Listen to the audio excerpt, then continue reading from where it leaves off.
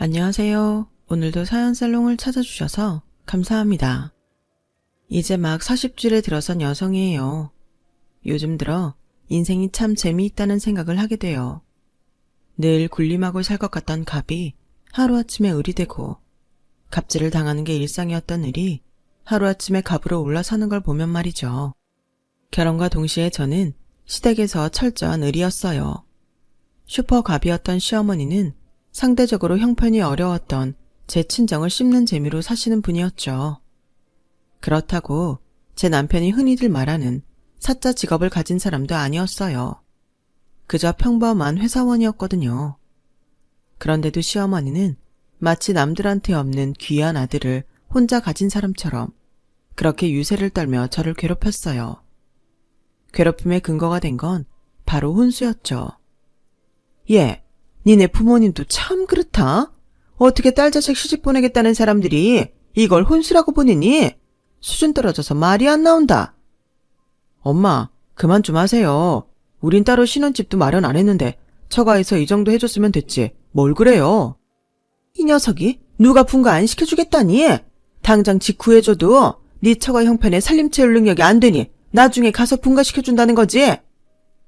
그럼 엄마도 그놈의 혼수 타령 우리 분가할 때나 하세요. 벌써부터 이러지 마시고요. 자기야, 마음 쓰지 마. 엄마가 괜히 저러시는 거야. 남편 말대로 저희는 시댁에서 신혼을 시작하게 되었어요. 시어머니는 이게 다 저희 친정이 못 살아서 살림 채울 능력이 안 돼 그렇다고 하시지만 그건 다 핑계였어요. 시아버지께서 퇴직금과 제 남편 결혼 자금을 지인 사업체에 투자하셨다가 홀랑 날린 게 진짜 이유였죠. 그런데도 며느리 앞에서 자존심 굽히기 싫었던 시어머니는 모든 걸 숨긴 채 제 친정 탓을 하셨던 거예요. 결혼 당시엔 이런 사정도 모르고 그저 시댁 눈치만 봤던 걸 생각하면 지금도 화가 치밀어 오르네요. 결과적으론 저희 결혼에 그나마 돈을 썼던 건 시댁이 아닌 제 친정이었는데 바보같이 죄인처럼 고개만 숙이고 살았으니까요. 이유야 어쨌든 결혼과 동시에 시작된 시집살이는 제 인생 전반을 뒤흔들어 놓았어요. 혼전 임신을 한 탓에 식을 올리고 3개월쯤 지나 배가 부르자 직장에서 퇴사를 강요했고 결국 반강제적으로 실업자가 되었어요. 그때부터 본격적인 시어머니 구박이 시작되었죠. 넌 생각이 있는 애니 없는 애니? 둘이 벌어도 먹고 살기 힘든 판국에 벌써부터 방구석에 들어앉아 놀고 먹을 생각을 하니? 넌 내 아들이 호구로 보이냐? 내 아들 등골 쪽쪽 빼먹으려고 내 집에 시집왔냔 말이야. 니네 친정에서는 너 이러는 거 알긴 한다니? 아니지. 애초에 이러려고 마음먹고 덜컥 애부터 가진 건지도 모르지. 이게 다 계획적이었던 거야. 몸뚱이 함부로 굴려서 놀고 먹으려는 심보였어. 어머님, 그런 게 아니에요. 저도 더 일하고 싶지만 상황이 여의치 않은 걸 어떡해요. 일단 실업급여 받는 동안 다시 자리 알아볼 테니까 그때까지만 이해해 주세요. 비록 일은 쉬고 있었지만 퇴직금도 있었고 실업급여도 받고 있어서 마냥 수입이 없는 건 아니었는데도 시어머니 등살에 하루하루가 가시방석에 앉은 기분이었어요. 시어머니 앞에서 재취업하겠다고 큰 소리는 쳤지만 아무리 이력서를 내고 면접을 봐도 임산부를 받아주는 곳은 없었어요. 고졸에 대학에서 운영하는 교육원을 수료한 학벌도 한몫했죠. 그래도 포기할 수는 없었어요. 그래서 구직 공고가 나는 곳이면 그게 어디든 이력서를 뿌려댔죠. 그러다 한 시민단체에서 운영하는 작은 비영리 회사에 들어가게 되었어요. 월급도 턱없이 적고 업무량은 엄청난 곳이었어요. 직원들 대부분은 봉사활동을 하는 마인드를 가지고 있더라고요. 월급만 본다면 그 말이 틀린 것 같지도 않았어요. 전에 다니던 직장 월급의 60% 수준이었거든요. 업무량은 더 많은데 말이죠. 알다시피 여기는 비영리 단체라서 영수증 처리를 정말 꼼꼼히 해주셔야 돼요. 가급적 지출을 줄여야 해서 따로 청소해 주시는 분이 없으니까 아침에 출근하면 각자 쓰는 사무실 청소도 해야 하고요. 화장실 청소는 돌아가면서 분담하고 있습니다. 그리고 자기 업무 외에도 상황에 따라 타 부서 지원도 해주셔야 되는데 받는 거에 비해 일이 많죠. 대부분이 봉사활동으로 시작해서 여기에 정착한 사람들이라 딱히 불만들은 없는데 정원 씨처럼 이쪽에 처음 발을 들이는 분들은 못 참고 금방 나가시더라고요. 출근하고 다음날 그만두겠다고 하신 분들도 있어요. 인상 좋은 과장님의 솔직한 설명에 처음엔 이거 잘못 들어온 거 아닌가? 덜컥 겁이 나더라고요. 말만 들어서는 악덕 기업 저리 가라였으니까요. 그런데 막상 일을 해보니까 이럴 수밖에 없는 사정이 이해가 가더라고요. 비영리 단체이기에 시민들의 후원금에 기댈 수밖에 없는 실정이었거든요. 제가 맡은 격리일 외에도 잡다한 일들까지 맡아 해야 했어요. 그건 저뿐만 아니라 다른 직원들도 마찬가지였죠. 사회생활을 격리과 말단 직원부터 시작해 실무를 쌓은 덕에 잡무 처리는 그다지 힘들지 않았어요. 게다가 사무실 사람들이 다들 좋은 분들인데다 점심도 도시락을 싸와서 함께 먹다 보니 직장 동료라기보다는 학교 선후배 혹은 친구 같은 기분으로 직장 생활을 할 수 있었어요.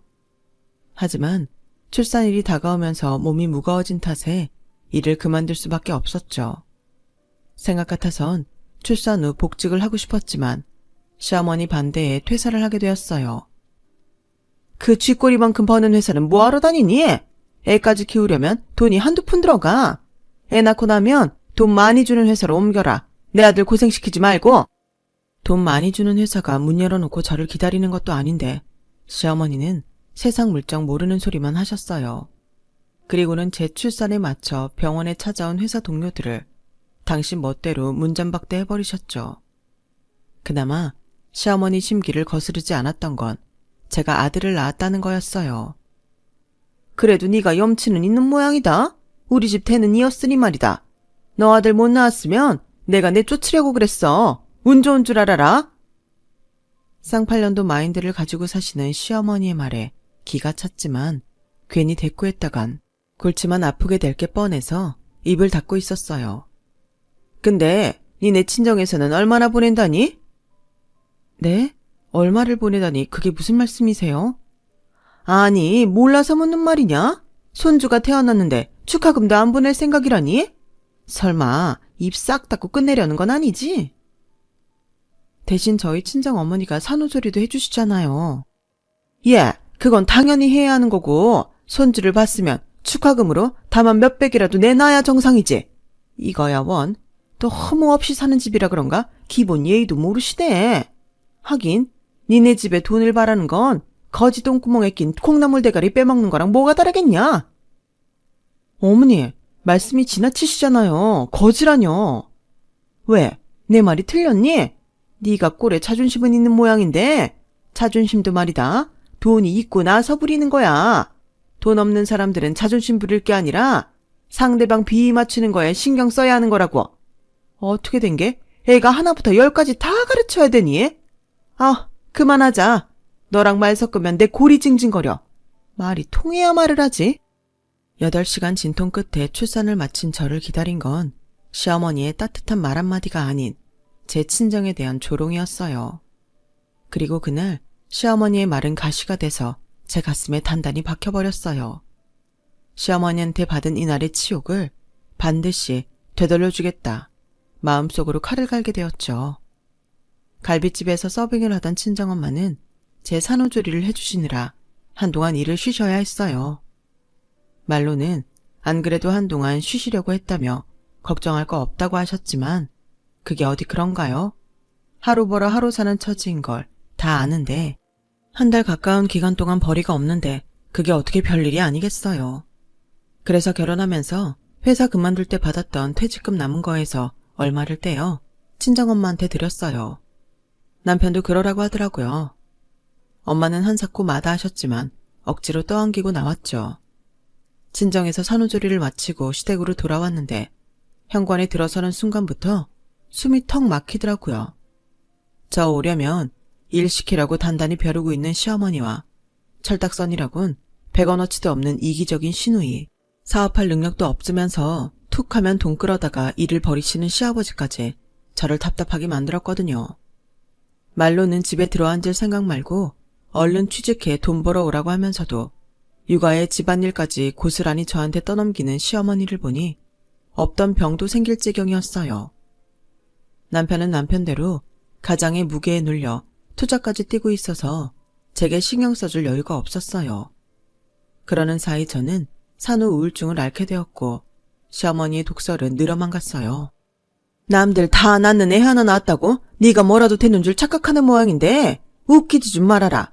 난 둘이나 낳았지만 너처럼 유난 떨지 않았어. 산후 우울증? 그게 다 집구석에서 하는 일 없이 빈둥거리니까 잡생각이 많아져서 생기는 거야. 바쁘게 일을 해봐라. 우울증 따위 걸릴 틈이 있나?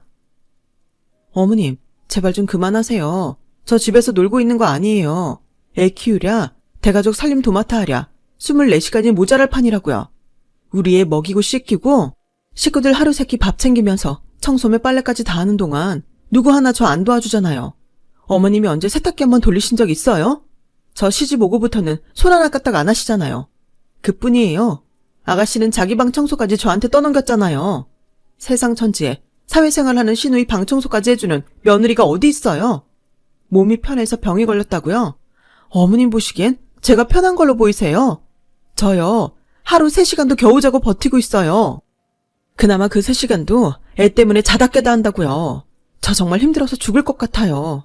애만 아니면 당장이라도 차도에 뛰어들고 싶은 심정이라고요. 지렁이도 밟히면 꿈틀댄다고 하는데 늘 구박만 받으려니 더는 못 견디겠더라고요. 그래서 온 가족이 다 앉아있는 저녁 식탁 앞에서 미친년처럼 고래고래 발악을 했어요. 그런 제 모습에 놀란 남편은 그제야 사태의 심각성을 깨달았는지 그날 밤 잠자리에서 그러더라고요. 우리 분가하자. 너 이러다가 제명에 못 살고 죽겠다. 그동안 당신 힘든 거 몰랐던 거 아닌데 내 몸이 피곤하니까 모른 척했던 거 사실이야. 근데 더는 안 되겠다. 너랑 행복해지려고 한 결혼이 오히려 널 죽이겠어. 다음날 남편은 아침밥을 먹으며 시부모님한테 분가를 하겠다고 말했어요. 남편이 결혼 전에 시어머님께 맡긴 결혼 자금을 돌려주십사 말씀드렸는데 돌아온 대답이 가관이었어요. 그거라면 네 아버지가 날려먹은 지 오래다. 너도 알지? 니들 결혼 전에 네 아버지가 후배 회사인가? 어디에 투자했다가 퇴직금 날린 거. 그때 네 돈도 같이 날아갔다. 탓하라고든 네 아버지를 탓하든가. 난 상관없는 일이다. 뻔뻔스러운 시어머니 말에 남편도 저도 할 말을 잃었어요. 사고를 친 아버님은 남의 집 불구경하듯 무심한 표정으로 식사만 하시더군요. 그러게 뭐하러 이제 와서 분가는 하겠다고 난리니? 아침 밥상머리에서 밥맛 떨어지게 시리? 이거 다 애미 네 머리에서 나온 생각이지? 네가 내 아들 흔들어서 분가 종료한 거 아니냐고. 어떻게 하는 짓거리가 이렇게 천박하고 제멋대로냐? 못 배운 티나기 시리. 어머니, 제발 좀 말 좀 가려하세요. 이 사람이 분가하자고 한 거 아니에요. 제가 그러자고 했어요. 어머님이 이러시니까 더더욱 함께 못 살겠다 싶었다고요. 그리고 상황이 이렇게 됐으면 저한테 말이라도 하셨어야죠. 언제까지 숨기려고 하신 거예요? 숨기긴 뭘 숨겨. 마음만 먹으면 전세든 월세든 그깟 신혼집 해줄 수도 있었어. 근데 어차피 분가시켜줘도 네 처가 온전히 혼수로도 장만해 왔겠니? 그러니 이게 다 네 처가가 돈 없는 죄 아니겠냐고. 시어머니는 이런 상황에서조차도 제 친정 탓으로 떠넘기려 하셨어요. 결국 남편은 그 길로 밥숟가락을 놓고 출근을 했고 며칠 뒤 은행에서 대출 상담을 했다고 알려주었어요. 은행에 가서 상담해보니까 당장 우리 형편에 전세보증금 마련할 능력은 안 되더라고. 그래서 말인데 월세로 시작해도 좋다면 분가할 수 있을 것 같아. 당신 생각은 어때? 난 월세든 뭐든 상관없어. 근데 정말 이렇게 분가해도 돼? 말했잖아. 난 너랑 행복하게 살려고 결혼한 거라고. 딴 거 생각 말고 우리만 생각하자. 그렇게 우리 부부는 아이와 함께 시댁을 나와 월세집에서 새로운 살림을 시작했어요. 아이가 첫 돌이 지나고부터는 아이를 어린이집에 맡기고 저도 일을 시작했죠. 제가 새로 시작한 일은 보험 설계사였어요. 그 일을 택한 데는 여러 가지 이유가 있어요. 30 넘은 유부녀에 경력 단절녀인 저를 받아주는 회사가 없었고 업무 시간을 유동적으로 활용할 수 있는 직장이 필요했기 때문이었죠. 그런 의미에서 보험 설계사는 제 구미에 맞는 일이었지만 이건 나름의 고충이 있었어요. 영업직으로 일해본 적 없는 제가 계약을 따내는 게 쉽지 않았거든요. 열심히 한다고는 하는데 실적이 오르지 않자 하루는 팀장님이 같이 외근을 나가자고 하더라고요.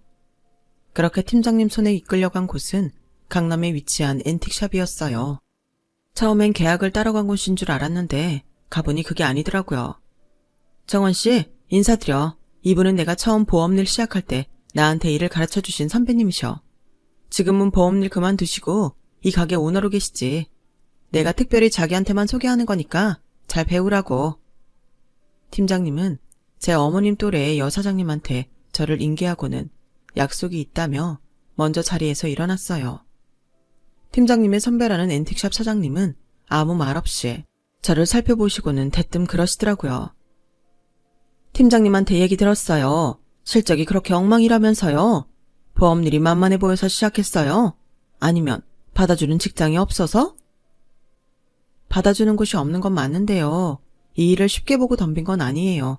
그래도 끝까지 해볼 생각입니다. 제가 돈을 벌어야 하거든요. 처음 보는 사람 앞에서 구질구질한 제 상황을 떠벌리기는 싫었지만 이분이 도움에 절실했기에 솔직하게 제 상황을 말씀드렸어요.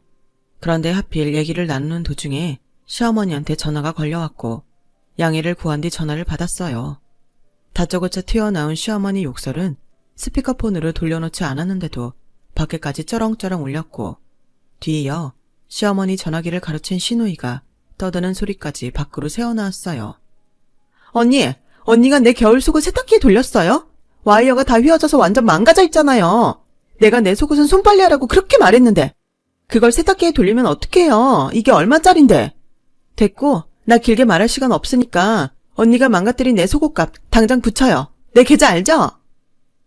저기 아가씨, 제가 지금 일하는 중이라서 그러는데 이따가 다시 통화해요. 처음 보는 사람 앞에서 제 집안 치부까지 까발리는 게 창피해서 서둘러 전화를 끊으려고 했어요. 그런데 눈치 없는 시누이가 끝까지 전화를 끊을 생각을 안 낸 거예요. 아, 뭐래? 사람 열뻗치게 해놓고 무슨 개소리야. 언니, 집안일은 개떡같이 해놓고 분가만 하면 다야? 빨래도 하나 제대로 못하는 주제에 내 오빠 꼬셔서 분가하니 살만한가 봐? 시누이는 지난 겨울에 빨아서 서랍에 넣어둔 속옷을 이제야 확인하곤 저한테 화풀이를 해댔어요.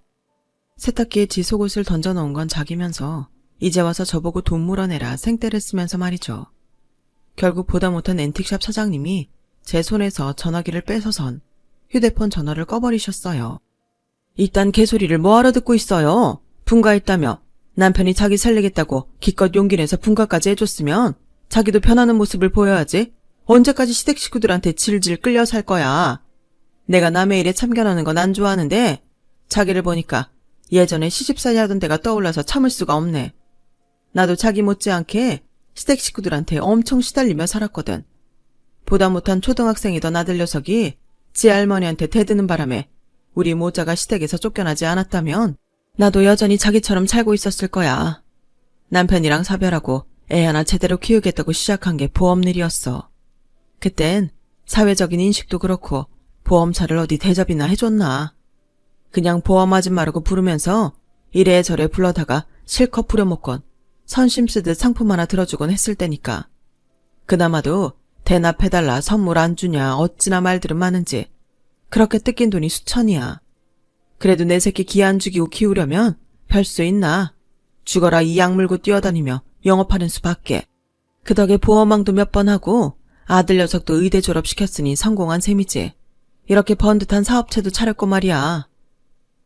앤틱샵 사장님은 저를 통해 지난날 자신을 돌아보게 되었는지 그날 이후 저를 불러내 거래처도 소개시켜주시고 굵직한 계약도 딸 수 있도록 밀어주셨어요. 그러는 사이 우리는 나이 차이가 많이 나는데도 불구하고 언니 동생이라고 부르며 엄청 친해졌어요. 만나면 시댁 식구들 욕도 하곤 했는데 그렇게 속에 담고 있던 응어리를 털다 보니 우울증도 사라지더라고요. 듣고 보니 자기 시어머니도 시어머니지만 그 시누이 년이 아주 못된 년이네. 뭐 그런 년이 다 있냐? 도대체 뭐하는 앤데? 성형외과에서 코디네이터로 일해요. 그래서 그런가 외모를 엄청 가꾸더라고요. 한 번은 이마에 뾰루지가 났는데 이게 제가 해준 음식 때문에 그런 거라면서 어찌나 지랄을 하든지. 아니, 그게 왜 자기 탓이야? 딴 식구들은 멀쩡한데 지만 탈났으면 지가 딴 데서 엄한 걸 처먹고 생긴 거지. 자긴 참, 그런 소리를 듣고도 가만히 있었냐? 그게 실은 그 전날 상에 어묵조림을 올렸는데 냉장고에서 유통기한이 하루 지난 거였거든요. 그걸 신우이가 쓰레기 봉투를 뒤져서 알아내곤 제 탓으로 몰아간 거죠. 아, 지금 생각해도 그땐 어떻게 그런 욕을 다 받아가며 살았나 몰라요. 아무리 지긋지긋한 일도 시간이 지나면 추억이 된다더니 분가를 하고 몇 년이 지나자 지나온 시집살이가 아주 먼 옛날 일처럼 아득하게 느껴지더라고요. 어떤 남자가 자기 시누이를 데려갈지 고생길이 훤하다. 아참, 내가 얘기했던가? 내 아들 말이야. 이번 주말에 집에 결혼할 여자 데려오기로 했어. 모처럼 집에서 밥을 해주기로 했는데 그 아가씨가 콩나물 잡채를 좋아한다더라고. 자기, 콩나물 잡채 할 줄 알아? 언니도 참, 그건 제가 전문이에요. 시누이가 콩나물 잡채를 하도 좋아해서 시집살이 할 때 일주일에 한 번은 상에 올렸거든요. 아, 괜찮으시면 그날 제가 가서 음식 준비 좀 도와드릴까요? 겸사겸사 언니 며느리감 얼굴도 보고. 정말? 그래주면 나야 좋지. 그렇게 별뜻 없이 하게 된 약속은 생각지도 못한 사건을 불러왔어요. 원수는 외나무다리에서 만난다던데 앤틱샵 사장님 집에서 원수 같은 시누이와 맞닥뜨리게 됐지 뭐예요. 의외의 장소에서 만나게 된 저와 시누이는 서로를 보고 깜짝 놀랐어요. 언니가 여긴 왜 있어요? 놀라다 못해 겁에 질린 시누이는 저랑 앤틱샵 사장님을 번갈아 보았어요. 그럼 아가씨야말로 여긴 어떻게? 혹시 오늘 인사 온다던 사람이 아가씨였어요? 그제야 상황 파악이 된 앤틱샵 사장님은 기가 막히다는 얼굴로 웃음을 터뜨렸어요. 세상 좁다 그러더니 정말 그러네. 이래서 최직구는 못 산다고 그러나 봐. 내 아들이 결혼 상대자로 데려온 여자가 정원씨 신우일 줄 누가 알았겠어? 아, 인사가 늦었네요. 나 지훈이 엄마예요. 이렇게 보게 될 줄은 몰랐는데 이걸 인연이라고 해야 하나 악연이라고 해야 하나? 잘 모르겠네요. 그간 저를 통해 신우이 얘기를 들어왔던 사장님은 가식적으로 연기를 하는 신우이를 보면서 시종일관 묘한 웃음을 지었어요. 그리고 얼마 뒤 시어머니와 신우이가 저희 집으로 찾아왔더라고요. 현관에 들어서자마자 빚받으러 온 사람들처럼 저한테 쏘아대는데 기가 차더라고요. 너, 네 짓이지? 네가 그쪽에 뭐라고 했길래 결혼을 없던 걸로 하재? 말해봐라. 너 그 집 사람들한테 내 딸에 대해 뭐라고 짓거린 거야? 당장 말 못해? 뻔하지. 분명히 온갖 거짓말 보태서 내욕했을 거야. 그러지 않고선 오빠가 그렇게 냉정하게 돌아설 수가 없어. 언니 짓이니? 나 의사 남편 만나 결혼한 거 배 아파서 중간에서 이간질하는 거 맞잖아. 맞지? 아주 모녀가 쌍으로 달려드는데 예전 같았으면 그 기세에 눌려 찍소리도 못했을 거예요. 그런데 영업일을 하며 이런저런 사람을 상대하다 보니 이제는 이 사람들의 행패가 그저 우습게만 보이더라고요. 그래서 여유롭게 받아쳐줬어요. 거짓말은 아가씨가 했겠지. 집에서 하는 대로 그 남자한테 했으면 결혼 얘기조차 안 나왔을 테니까. 그리고 얼마나 신임을 못 받았으면 내 말 몇 마디에 결혼이 깨져? 그 말인즉 그쪽에서는 아가씨를 그리 깊게 생각하지 않았다는 반증 아니겠어? 그리고 거짓말을 보탤 정도나 돼? 아가씨 하는 꼴 있는 그대로만 말해줘도 100이면 100 돌아설 텐데. 안 그래? 그러니까 파혼당한 이유를 나한테서 찾지 말고 자기 자신에서 찾으라고. 나이가 몇인데 아직까지도 남 탓만 하고 살아? 어머님도 그래요. 딸을 좋은 집에 시집 보내고 싶으셨으면 오냐오냐 감싸지만 말고 제대로 교육했어야죠. 30이 넘도록 집반스 한 장 안 빨아입고 남의 손에 맡기는 애를 누가 좋아한답니까? 머리엔 똥만 가득 차 있는데 제정신 박힌 남자라면 어머님 딸을 데려가겠어요? 쉽게 입장 바꿔 생각하시면 되겠네요. 어머님이라면 어머님 딸 같은 며느리 반기시겠어요? 아니죠. 그럼 답 나온 거예요. 애초에 이 결혼은 될 일이 아니었다고요. 그러니 나한테서 파혼 이유 찾지 마시고 집에 돌아가 딸 교육이나 잘 시키세요. 서슬퍼렇게 달려들던 모녀는 방법을 바꿔 제게 사정을 했어요. 그쪽에 말 좀 잘해달라고요. 그런다고 바뀌는 게 없다는 걸 받아들일 생각이 없는 사람들 같더라고요. 됐어요. 전 그런 짓 안 하니까 두 분이 알아서 하세요. 저는 매몰차게 모녀를 내몰고는 문을 걸어 잠궜어요.